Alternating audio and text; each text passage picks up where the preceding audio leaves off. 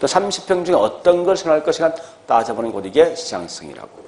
자, 그래서 그렇게 했으면 이런 데 보니까 40평인데 주로 거실 큰 걸 선호하고 그다음 포베이를 굉장히 선호하더라. 그죠? 이걸 판단했어. 좋다. 이런 걸 집을 지어주면은 집을 지으면 적어도 집 짓는 비용이 어느 정도 들어갈까 보니까 3천억이 들어간다. 근데 건물이 완성되었을 때 이걸 분양하면 대충 어느 정도 수익이 나올까 보니까 약 한 4천억이 나온대. 그런 결과 저는 뭐 있습니까? 1,000억 정도 돈을 벌겠다. 아마 내가 현재 건축업자면 이런 순서를 할 것 같아, 분명히. 그죠? 그 동네를 왔다가 분석해보고 또 이런 내가 어떤 집을 지었을 때 수요 공급 등을 분석해서 이런 집을 지었을 때 주로 이 사람들이 어떤 집을 선호할 것인가 판단하고 수익과 비용을 분석해서 마지막에 투자할까 말까 이런 순서를 갈 것 같아 보니까. 근데 문제는 요 순서도 과거에 18회 때 시험 나왔단 말이에요. 나왔으면 이건 할 필요 없는 거지, 순서는. 다만 이 내용이 워낙 많다 보니까 이걸 좀 압축해서 앞에 있는 요거 세 개를 묶어서 뭘 하냐. 요걸 가지고 시장 분석이라는 용어를 쓰는 거예요. 그 다음에 어떤 책들은 요 둘을 같이 묶습니다. 근데 보통 분리하는데 요 타당성 분석이 같은 말이 뭐냐. 이게 경제성 분석이라는 용어를 쓴답니다. 마지막 가서 투자할까 말까 투자 결정 이런 순서로 가요. 자, 근데 중요한 이 순서가 분명히 큰 의미가 있는 거 아니에요. 다만 여기 있는 시장 분석과 경제성 분석 이 두 개 차이 있죠. 이 두 개 차이가 뭘까? 이거 마시면 돼요. 그러니까 지금 하고 있는 시장 분석 보세요. 자, 시장 분석은 수요 공급 분석이지. 물어보죠. 이걸 가지고 바로 투자할까 말까 결정할 수 있습니까? 단지 이 지역에 보니까 수요가 얼마 있고 공급 얼마 있다. 이것만까지 투자할까 말까 분석할 수 있냐고. 결정할 수 있냐고. 못할 거 아니에요. 비록 이렇게 수요가 더 많다 하더라도 실제 집을 지었을 때 거꾸로 건물 짓는 병이 더 클 수도 있어, 이게. 그죠? 다만, 요거 한 목적이 뭐냐? 요걸 통해서 결국은 요거 파할 목적이라고. 이 건물 이렇게 했을 때 얼마 지어주면 건물 짓는 건축비가 얼마 될 것이고 그 결과 나오는 수익이 얼마 될 것이 파악할 목적이지 절대 최종적인 투자 결정할 목적은 아니겠다. 그죠? 그래서 중요한 말은 시장 분석에 대한 궁극적 목적은 뭐냐 묻거든. 경제성을 분석하기 위해서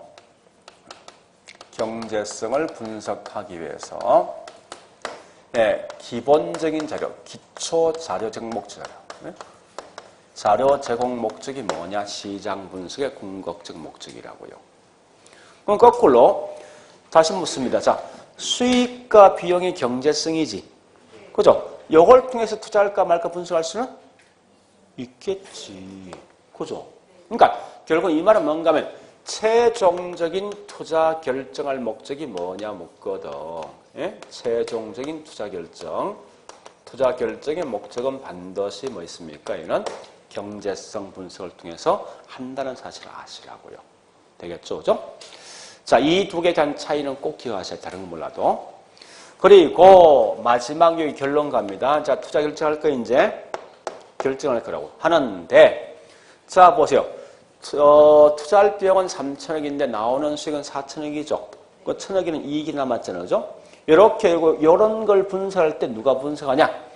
이 경제 관련돼 있는 전문가가 전문가가 보면 이게 수익성이 있는 거예요, 분명히. 그래서 비록 자, 이 분석 결과 타당성이 있다라고 판명 났어. 전문가에서. 실제 자금을 투자할 수 있는 사람은 즉 투자자는 뭐 있습니까? 이것을 반드시 선택을 해야만 될 것인가 하는 문제예요. 결국은 선택할 수도 있고 기각할 수 있다는 사실이라고요. 그러니까 이런 흐름을 보시면 여기 있는 요 말만 기억하시면 되는데 요 말만. 그러니까 굳이 이건 아무 의미 없어요. 여기서 뭐가 중요합니까? 4단계는 뭐가 중요해요? 모든 걸 다 분석해야 된다. 이 말이 중요해요. 통칭해서 전부 묶어보면. 다 분석하는데 그래도 더 중요한 게 뭐가 중요하다? 경제가. 그죠?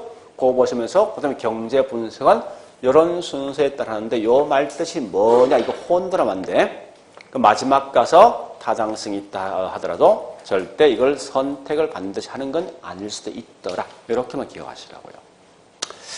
자, 그런 다음에 이제 자 4단계 끝났어. 그래서 타당성이 있다라고 판명되었습니다.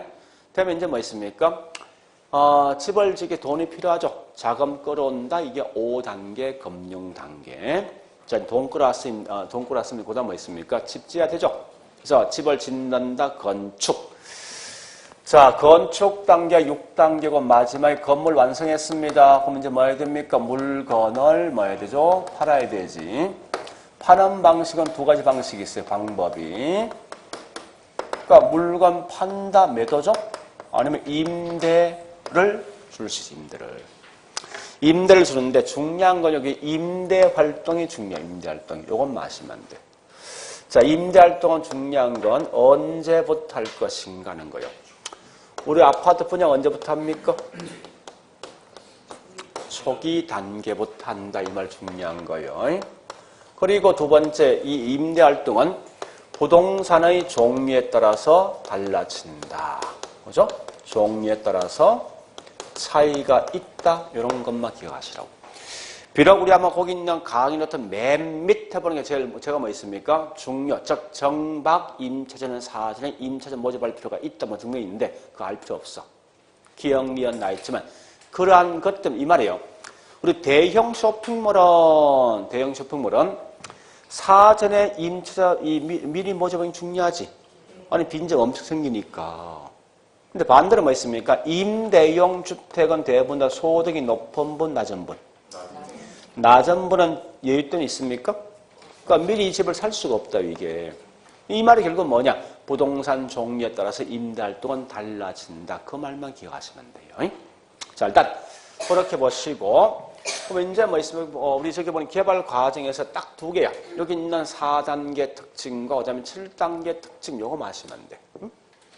그 다음에 이제 두 번째가 보니까 개발 관련돼 있는 위험. 자, 위험이 있어요. 개발 관련된 위험이 있답니다. 자, 뒷장 갑니다.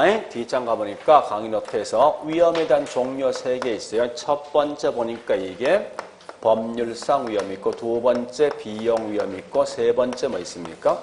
시장 위험이 존재하더라. 이러면 중요한 건 물론 위험에 대한 내용도 분명히 시험 내기도 합니다. 우리 과거에 나왔던 시험이 뭐냐? 이거 시험 냈다고. 자, 군사보호시설 지역에 군사보호시설 지역이 있냐 없냐 이걸 분석한다. 이건 어디 속에 포함되는 거예요? 법이지. 그걸 가지고 과거에 시험 냈을 때 이걸 가지고 시장 위험을 한다. 이 시험 냈다고. 그래서 시험 낼 수도 있어요. 이건 대충 파악할 수 있는 거죠. 법이 뭐고 비용이 뭔지 알 수 있답니다. 근데 사실은 이거보다 중요한 게 이걸 어떻게 해결할 것인가 결국은 대책이 분명히 중요할 수밖에 없어요. 그래서 대책을 보니까 첫 번째 뭐 있냐? 이 법이란 건 우리 개발 과정의 4단계 보니까요. 우리 저기 있는 타당성 분석이죠. 이때 타당성이 있다라고 판명되었을 때, 그래서 제가 이제 뭐 있으면 인허가 낼 거 아닙니까? 그죠? 그래서 인허가 관청 가서 인허가 냈는데 이걸 안 된다라고 그냥 한답니다. 인허가 관청에서. 그럼 결국은 이 말은 뭐 있습니까? 어떤 법적인 하자가 분명히 있다는 거지. 그 해결 방식이 뭐 있습니까? 법률상 하자가 없는 걸 쓰면 돼. 그죠? 법률상 하자가 없이 그 요건을 모두 갖춰지면 절대 관청들은 반드시 인허가 내줄 수밖에 없다고. 그러니까 이 말은 뭐냐? 다른 말로 이미 이용 계획이 확정돼 있는 땅을 쓴다 이 말이지 말 뜻이 그죠? 자, 그래 보시고 두 번째 비용 위험은 개발 과정이 6단계 있죠? 6단계 제목이 뭐예요? 건물 짓는 건축 단계지. 그죠? 그래서 건물 짓는 중간중간 자재비가 올라가면 이 건물 자체 뭐 있습니까? 와야 될 수 있죠? 그런 게 비용 위험이에요. 그럼 어떻게 하냐? 해결 방식 간단합니다. 이렇게 하면 돼요. 개발업자하고 건축업자들이 협상한다고. 현재 이 건물 짓는데 건축 보니까 100억 정도 더 간다. 근데 중간에 자재비가 올라갈 수 있다 분명히. 그래서 내가 너한테 추가적으로 20억을 더 줄게 여기다가. 결국은 총 120억 줄 테니까 내가 원하는 건물 지어둘라는 거야. 계약했죠. 그럼 무조건 얘는 돈을 주면 무조건 얘는 뭐 있습니까? 집 지어줘야 되지? 비록 자재비가 이보다 훨씬 더 크게 올라가든 더 떨어진 관계없이. 이런 걸 말하냐? 일종의 도급이 도급.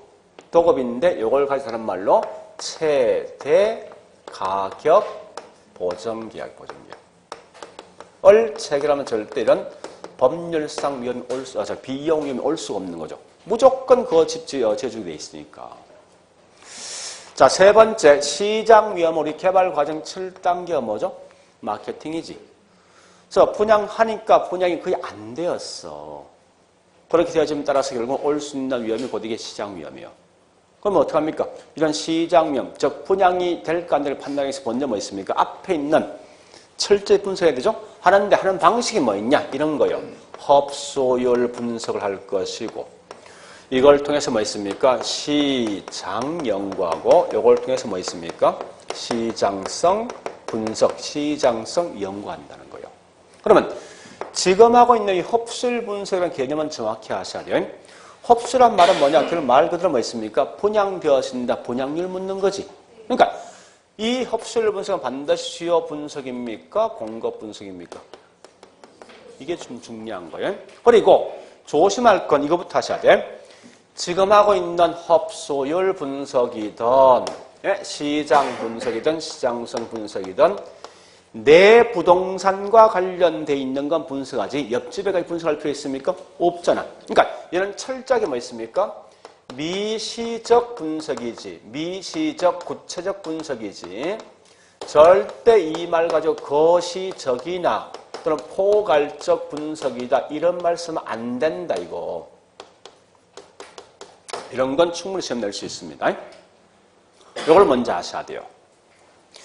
그리고 두 번째 보니까 흡수율 분석은 좀 조심할 게 이거 아닙니까? 분양되는 율 따져보는 거예요. 근데 문제는 이거예요. 내가 지금 아직 건물 안 지었는 거예요. 안 짓고 이런 건물을 지어주면 대충 어느 정도 분양될 것이다 예측하는 거예요. 예측하는 게 흡수율 분석입니다. 그러면 내 건물은 대충 80% 정도 분양될 것이다 라고 하는 게 흡수율 분석이라고. 그럼 이런 걸 분석할 때 먼저 앞에 뭐 있습니까? 뭔가를 분석한 근거가 있어야 될 거 아니에요. 이 근거는 뭐냐?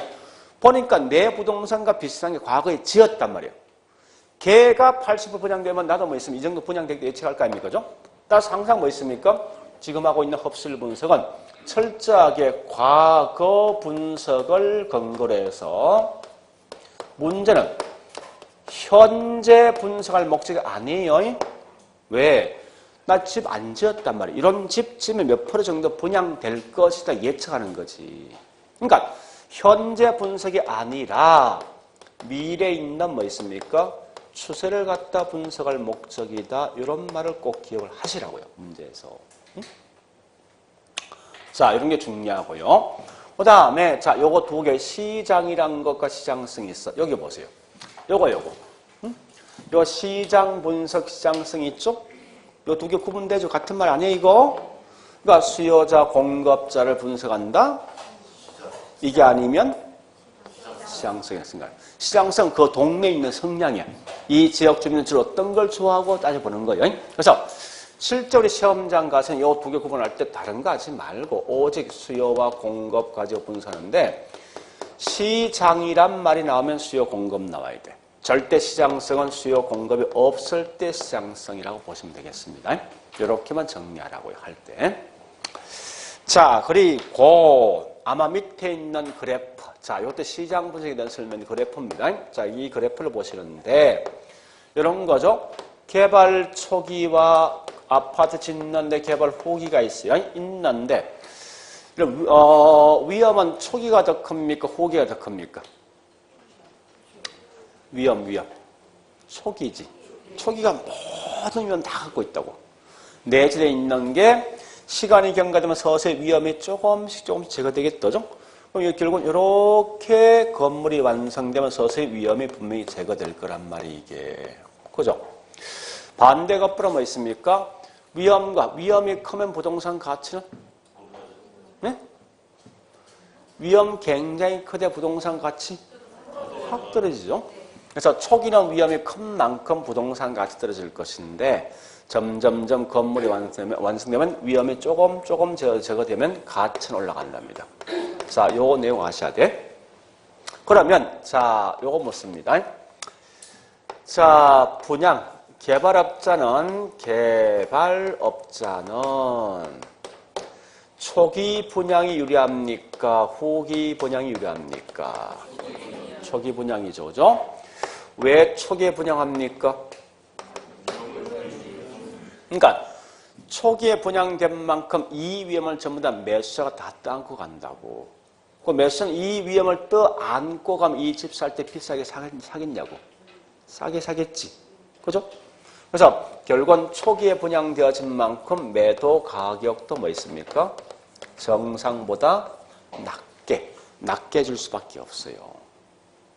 그래서 우리 여러분들 이거 정상적인 시장이면요, 보세요. 사실은 우리 초기에 분양되면요, 이렇게 요 가격에 받는다고. 분양가를 갖다가. 건물이 완성되면 가치 올라가지. 올라오면 요 차이만큼 요게 뭐냐, 우리가 알고 있는 이게 프리미엄. 이게. 통상적으로 쓰고 있는 프리미엄 말 뜻이 이거예요, 사실은요. 네, 그런 개념인데, 뭐 이건 그냥 넘어가시고요. 큰 의미 갖지 말고. 자, 일단 여기까지가 한 문제야. 근데 내용 보니까 뭐 칠판은 꽤 많이 썼지만 사실 별거 없어. 뭐가 있냐? 4단계 모든 걸 분석하라. 즉 기술, 경제, 법률 분석해야 된다.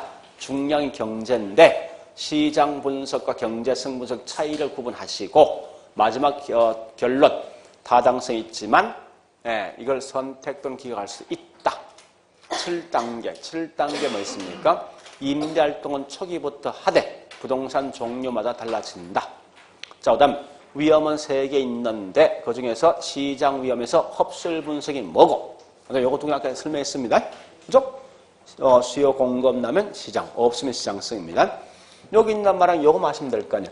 초기는 위험이 큰 반면에 부동산 가치 떨어질 것이고 후기가 위험이 감소한 반면에 부동산 가치는 그리고 업자들은 이렇게 할 것이다. 여기 다예요. 자, 일단 여기까지가 결국은 하나의 문제화가 된다라고 생각하시면 될 거예요.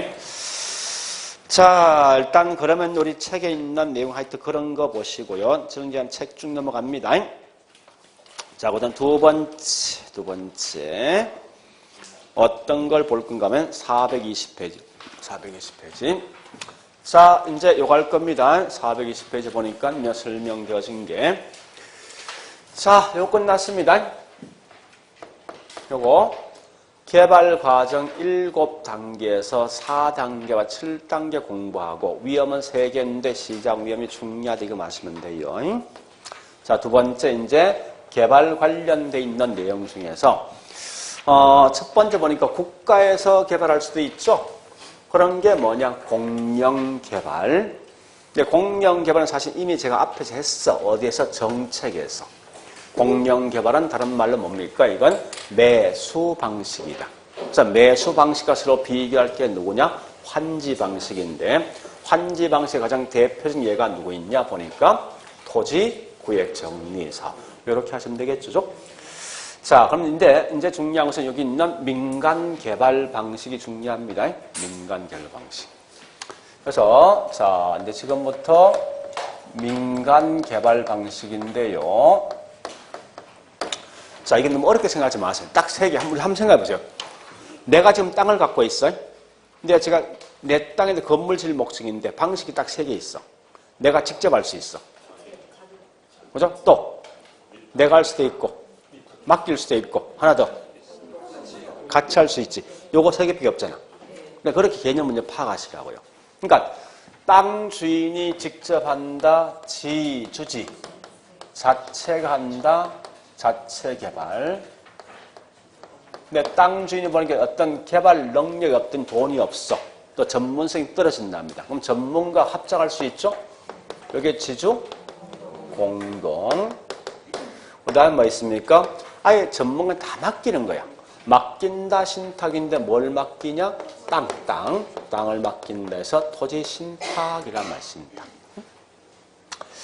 그럼 이때 보니까 지주 자체 개발 방식은 주인이 모든 걸 하는 거죠. 결국 이 말은 뭐 있습니까? 지주가. 자, 보니까 이 권리는 누구한테 있습니까? 자, 위험도 누가 책임집니까? 수익도 누가 책임집니까? 그러니까 등등, 이런 등등 모든 걸 좀 누가 책임집니까? 지주가 책임지는 게 지주자치 해결 방식이에요. 일단 그렇게 하시면 돼요. 근데 참고로 있죠. 일반적인 방식은 이 세 개 중에 주로 어떤 걸 많이 합니까? 일반적인 방식? 이 방식이지. 그죠? 자, 그리고 이때는 뭘 쓰겠습니까? 이 땅을 개발하면 굉장히 높은 수익이 나와. 또 지주가 어떤 자금, 돈 관리 능력이 아주 탁월해. 또 건물 짓는 아주 전문가야. 맡기겠습니까? 그럼 무조건 무슨 방식이야? 무조건 그런 거 생각하시면 알 것 같아. 자, 그 다음에 지주 공동이란 게 뭐냐 이런 거죠. 쉽게 말해서 땅을 갖고 있는 지주가 땅을 주고 그 다음에 개발업자가 이 업자가 뭐 있습니까? 돈 등을 취해서 건물 등을 짓는 거요. 공동이죠? 그죠? 자, 이렇게 공동했으면 자, 이때 책임, 위험에 대한 책임과 또 뭐 있습니까? 수익 등은 누구한테 가져갈 것인가 하는 거요. 누가 가져갑니까? 응? 거기 있는 방식에 따라 세 가지 방식 구분되는 거요. 첫 번째 그게 뭐냐? 등가 교환 방식이지. 두 번째 투자자 모집형이 있어요. 이 투자자 모집형 그냥 넘어가시라 큰 의미 없으니까. 세 번째 사업 수탁 또는 어떤 책은 위탁 방식이 있어요. 요 세 개 결국 이 말입니다. 공동으로 개발 사업을 했는데 이런 책임과 위험이 누구한테 있을 것인가 묻는 거예요. 이건 보통 생각할 때 뭐 있습니까? 반반씩 가져간다 생각하는 방식이 뭐냐? 이 방식이야. 응? 그러니까 등가란 말은 동일한 가격. 앞으로 무조건 뭐 있습니까? 우리 부동산에서 등가하면 동일한 가격 이 말입니다. 이렇게 하는 방식이에요. 등가 교환 방식은 땅을 갖고 있는 지주가 땅을 주면요. 여기 있는 업자는, 개발업자는 뭐 있습니까? 자기 돈을 투자해서 직접 얘가 건물 등을 짓고 건물이 완성되었을 때 결국 뭐 있습니까? 투자한 지분에 따라서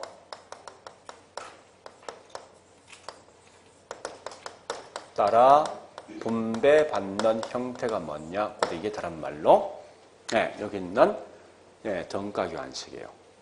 그러니까 투자한 비율에 따라 분배받는다 이 말 나오죠. 나오면 전부 다 이건 등가교환식입니다. 이 말은 결국 뭐 있습니까? 위험도 수익도 다 분산되는 거지. 그죠? 근데 이때 보니까 이게 분산되는 거 보니까 두 가지 방식이 있어요. 이 속에. 첫 번째는 공사비.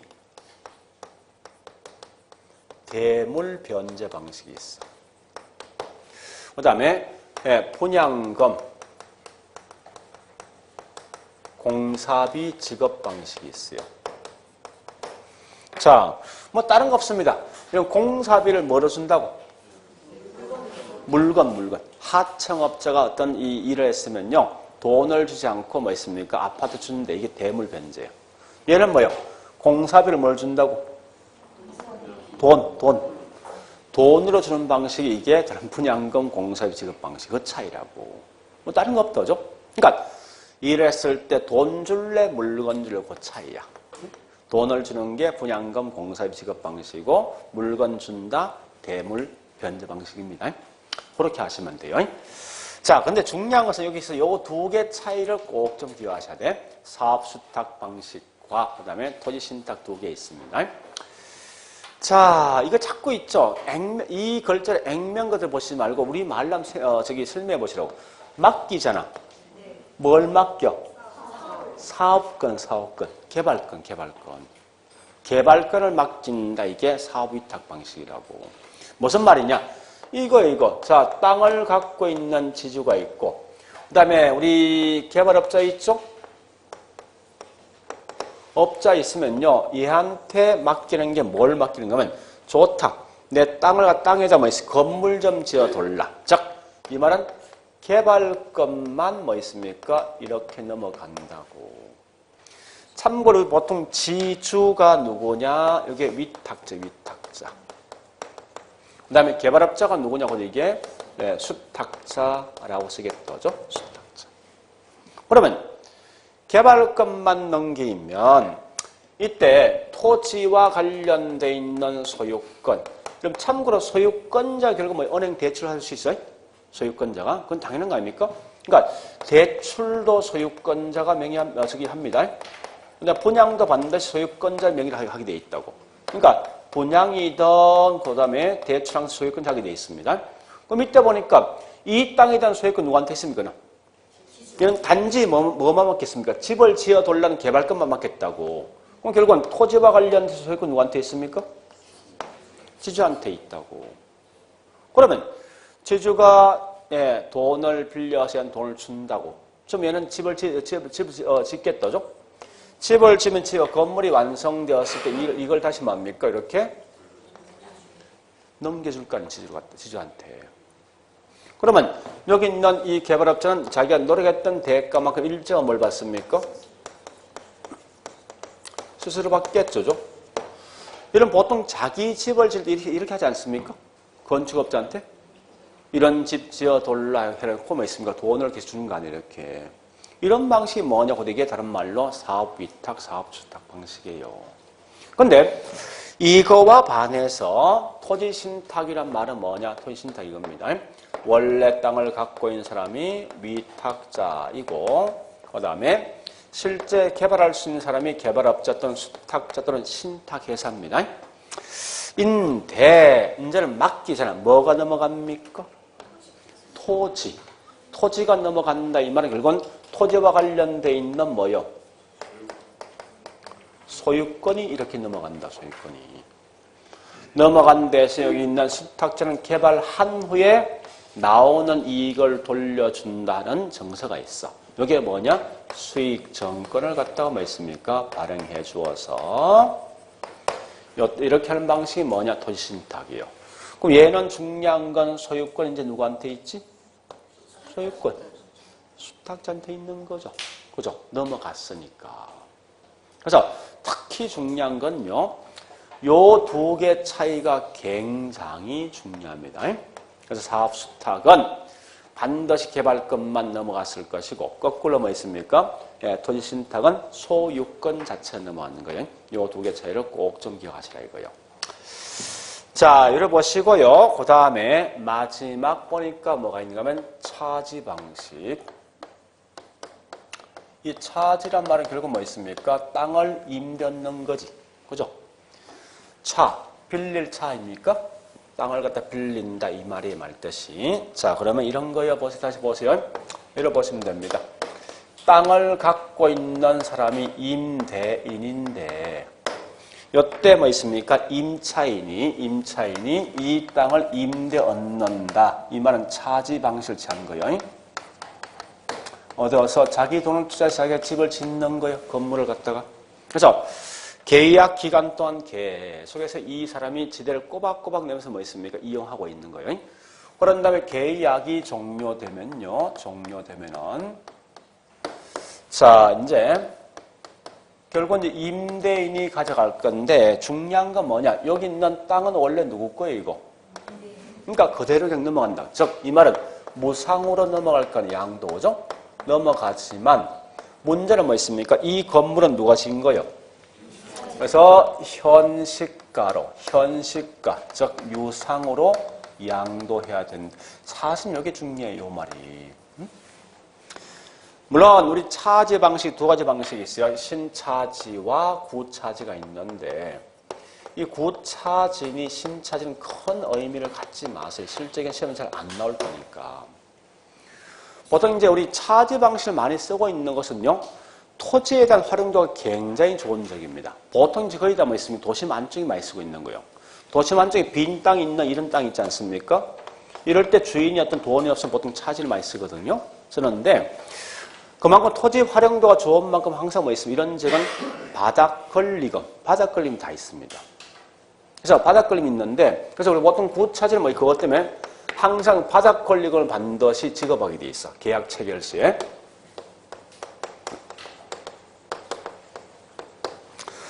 그래서 바닥 권리금 뭐 있습니까? 지급한다고 하고 뭐 있습니까? 매년마다 매기마다 지대 토지 사용 대가만 꼬박꼬박 내게 돼 있어. 근데 이 문제는 뭔가 계약이 만료되었을 때 이 권리금 관련돼 있는 분쟁의 소지가 굉장히 많이 발생하거든요. 그래서 이런 소지가 워낙 많다 보니까 신차지 방식은 이렇게 하지 않고 처음부터 뭐 있으면 권리금을 아예 안 주는 거야. 대신에 뭐 있습니까? 권리금만큼 더 높은 지대를 받는 게 뭐냐? 여기 신차지 시키면서 이런 건데, 이건 사실 큰 의미 없는 것 같아. 얘가 훨씬 중요한 것 같아. 네? 요 두 개가. 그럼 저기 있는 명동, 서울에 명동이 있죠. 명동은 리아카에 악세사리 팔고 있죠. 그 권리금 얼마인지 압니까? 좀 작은 게 1억 5천이야. 좀 센 데가 4억에 4억.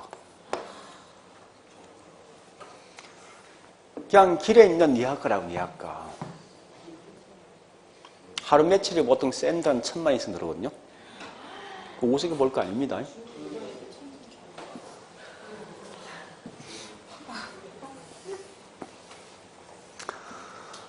그래서 보통 거기 보면 어떤 그런 거 보면요. 자기 형제들이 많이 해요, 이렇게. 누구 한 명 딱 들으면 어떤 이익을 보잖아요. 옆에 자기 동생들을 쭉 하다 보면 한 4명, 5명이 쭉 같이 하고 있다고. 실제 가보면요. 자, 일단, 요 민간 개발 방식이 다예요. 요 정도 하면 충분할 수 있을 것 같아. 얼마든지. 그죠? 일단, 요 정도 내용을 정리하자고요. 자, 일단 그래 보시고 좀 쉬었다가 맨 밑에 있는 TDR 짝띄어서 TDR.